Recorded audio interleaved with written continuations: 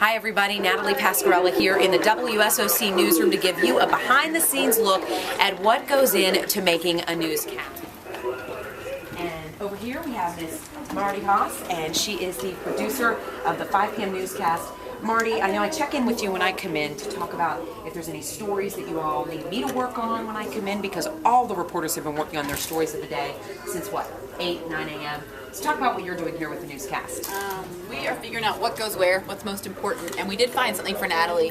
So we're back at my desk here. You talked to Marty, our 5 o'clock producer, about a story idea they had, so I started making calls on that, and I'm going to go ahead and get our photographer to head out on an interview for my story. So, since I'm here in the newsroom, he'll head out and get the interview specifics. Okay. You good? Yeah, just email me the address. Okay, thanks, Simon.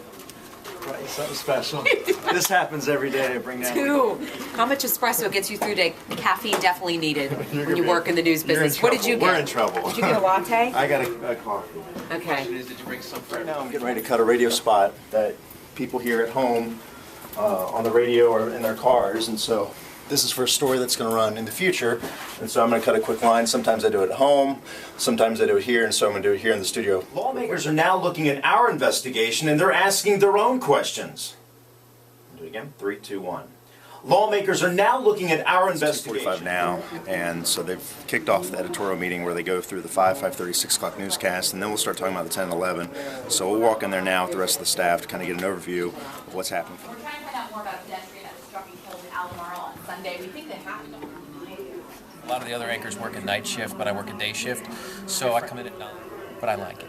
And she said, well, he came back around, we started hanging out. Coming into the office and getting into the rundown of the newscast. A surprising place. She says she got the movie and how she's defending. Based on the fact the front's coming through, we're going to be unstable. You got forcing. They say we have a cap.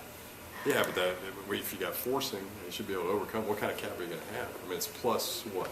Windy and warm. 12 plus 13. And also while there, Tanika did go by the home of the man who was involved in that December shooting, and she learned that he has since moved out of that neighborhood. Noon at 5, Bloomberg is reporting tonight that the DNC Host Committee is just halfway to its goal of raising more than $36 million for the convention. Natalie and Scott take over for the 5:30, and then we come back here and we get ready for the 6 o'clock.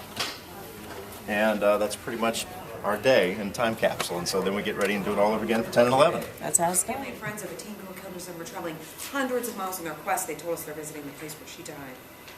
Family and friends of a teenage girl killed in December are traveling hundreds of miles in their quest for justice. They told us why they're visiting the place where she died. Carolina's Poison Center in Charlotte, and a toxicologist there said they might have received a couple of calls in the past 6 months, but they're not seeing a big Pretty much our afternoon. Hope you've enjoyed it. Get a glimpse of what our day's like.